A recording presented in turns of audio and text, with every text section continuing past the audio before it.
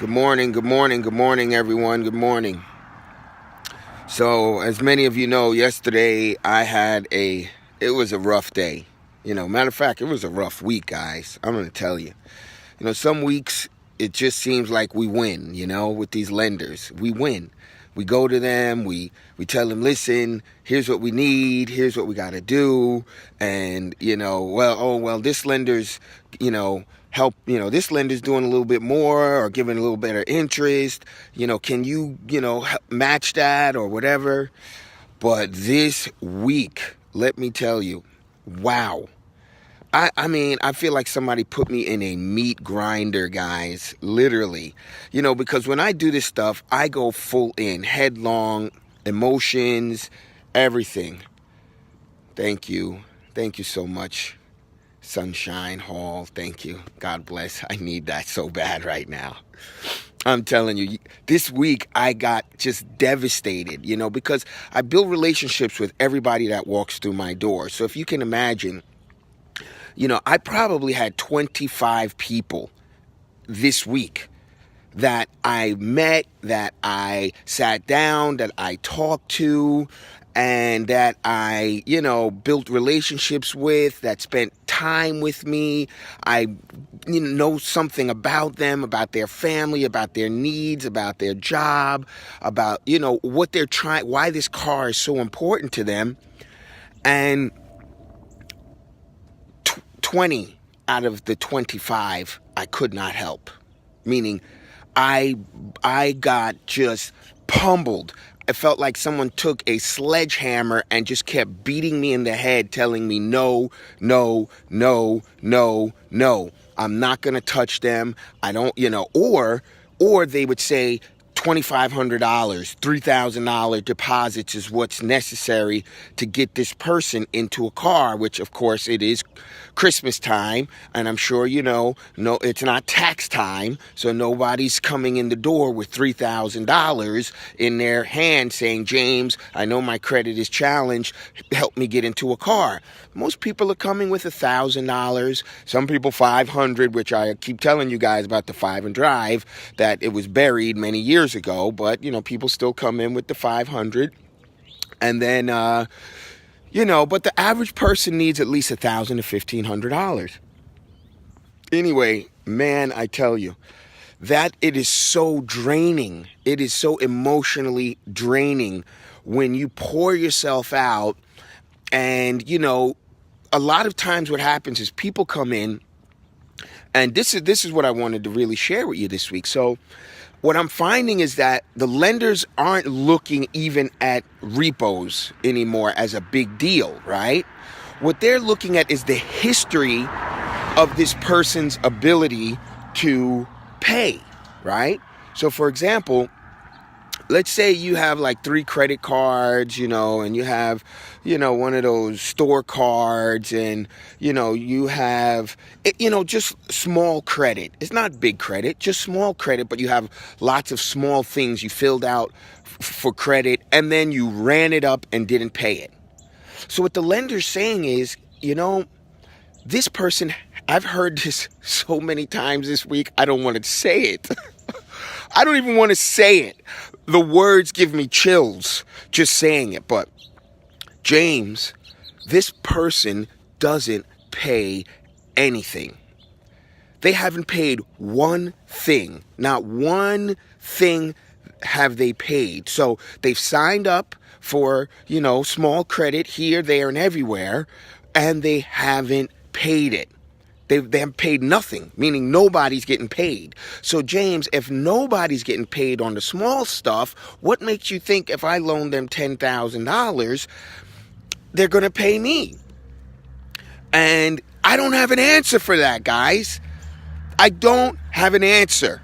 I can't answer that, because if you're signing up for small credit in multiple places and then you're not paying anyone, how am I going to convince someone to give us, yes, us, because I'm the one in the front line, I'm fighting for you, I'm pushing, I'm arguing.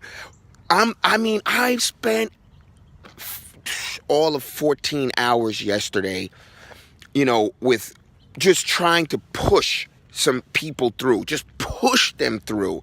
And I tell you, I got hammered. I got hammered. Yes, I was able to help some people, and I'm always thankful about the ones that I'm able to help.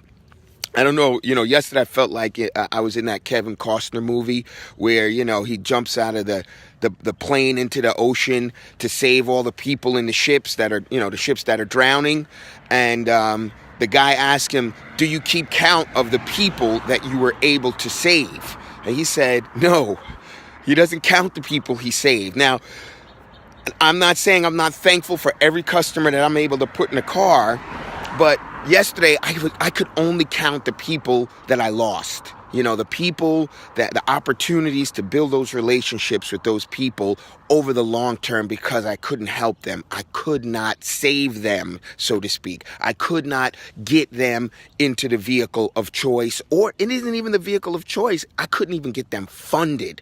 So it was very difficult. It was a very difficult day and a very difficult week for me because, like I said, I build relationships with everyone. I'm a long-term thinker. I'm always thinking about not selling you your first car, but selling you your fifth car, meaning we're going to know each other for a long time. And I'm always going to look to help people as much as I can. I used to sell cars, and I understand exactly how you feel. Let me see here.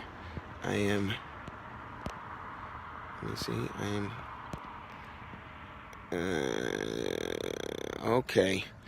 Yeah, well, then, yes, you do know, I'm telling you, I would beat up. Yesterday, man, when I closed the doors and I walked away from the battlefield, the car lot, so to speak, I felt like I lost a lot of people that, this week. And, it's small things that are hurting you guys, and hurting, it's just small things. It's not big things. It's just, there's a saying, a little leaven leavens the whole lump. The small foxes ruin the vine. I mean, it's all these little sayings about the small things that if you don't take care of the little things, it affects the big things.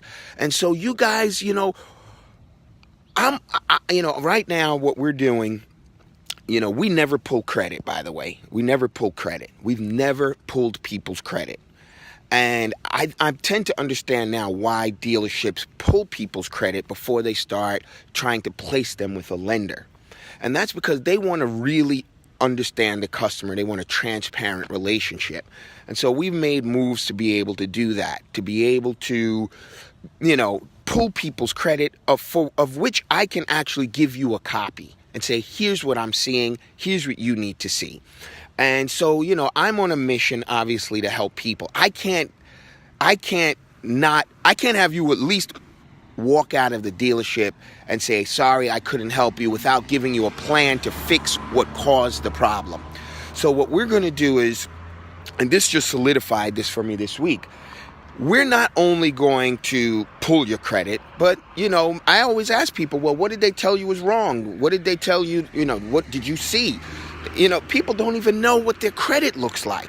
I'm going to give you a copy of it. I'm going to highlight, if I have to, the things that you need to fix. I'm going to tell you what you need to do to fix it. Now, is that going to help you get in the car that day? No. But you know what? I won't feel as helpless, like we tried and we failed and nothing good came out of it. As a matter of fact, when you leave there, you should at least know what you need to fix, how to fix it, and to be able to come back later with it fixed. And, many times these people leave there and then they go off and they get into deeper trouble, right? They get into deeper problems with, they get into deeper problems because they do find somebody who's willing to loan them money, but it's always, I had a gentleman come yesterday. If we get disconnected, my phone's pretty much about to die, but yesterday I had a gentleman come to see me. He had a car with 170,000 miles on it that he bought, $1,000 down. He had driven it for a year. This car, the value of the car was $5,000. The payoff on the car was like $11,000.